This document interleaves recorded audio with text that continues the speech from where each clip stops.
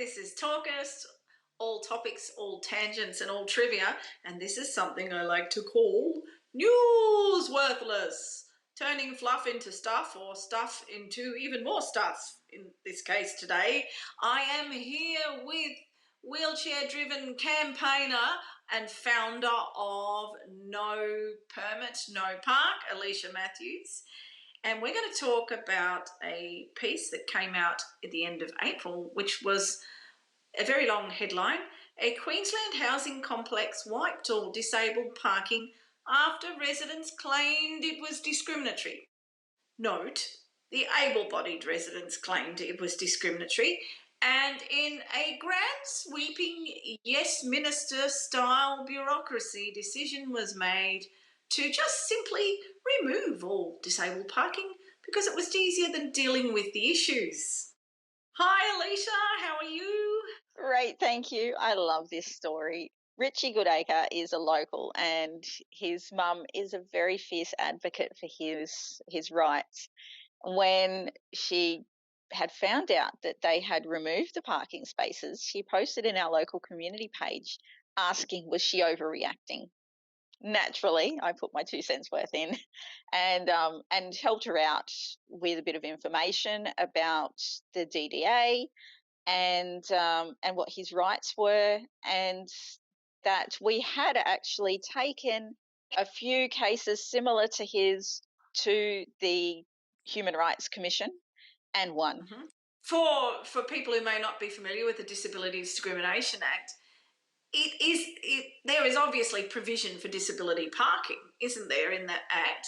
What is it exactly? And that's national, isn't it? Just for anyone who's watching from Melbourne saying this was Queensland. It is a national legislation. So the Disability Discrimination Act also incorporates the access to premises standards for buildings. Now, parking is included in that, but then it gets broken down into what the minimum standards are, and then also what the minimum standards are for each building class. And for those then to be enforced, there's a whole lot of other rigmarole that goes into that. So in terms of residential housing, disability parking is not a requirement. However, if you have disability housing as a part of that residential complex, then yeah, it is discriminatory not to provide it if you're providing parking for other people. Yeah, and it's interesting because there's, I've seen some resentment. I mean, I have a Category 1 disability park because I have an assistance dog and I walk with a stick. And both those, we've talked before about people that are what we call semi-ambulant or who use a stick some of the time often get accused of not being disabled enough. I think for me, a key feature of needing the permit was having enough room to be able to get my assistance dog out of the car comfortably, and it's similar for wheelchair users as well. But I just love this idea that, the law is so complicated. It's so complicated that even the bureaucracy decided the easiest way to deal with this was to hope no one noticed if they removed it. Yeah, so the complaint that was made was that because there were 4 out of the 14 parking spaces there that were made disability accessible, it was actually discriminatory against non-disabled people, although they use the term able-bodied, which I'm not really a fan of, but it is appropriate when in terms of disability parking. So yes, they felt it was discriminatory against non-disabled people, and so the solution was to remove all the disability parking, not even considering the fact that they had 2 units in the complex that are disability accessible, and that those people who live in those complexes are wheelchair users. Wow. It really was Sir Humphreys at its best, old yes Prime Minister or hollow men political satire in the making. It reminded me of a tweet that was online a little while ago, and it was basically, it went a bit viral because Daniel Lawson said, disabled parking should only be valid during business hours 9 to 5, Monday to Friday.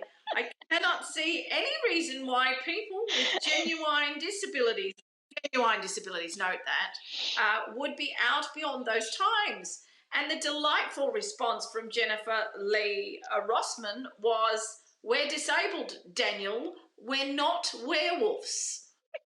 It is a classic and I love it and I use it often because people do say, oh, well, no one would be using the disabled spaces during that time. It's okay for me to park there. Because, I don't go out to dinner with my friends and I don't go to the gym, apparently, and I don't go to a movie at night. Apparently, once the sun sets, I'm inside, which must be a real shock when I rock up down at Eat Street in my wheelchair and a whole tribe of people with me. Do you have any update on this story? Because I believe because you have a relationship with the family involved, a personal relationship with them, do you have any update for us? What ended up happening? Because it went viral because it was so, woo. Yeah, no, I do. Well, it was very fortunate that ABC News picked up the story. There's a journalist creeping around on the community page, and they decided to run with it.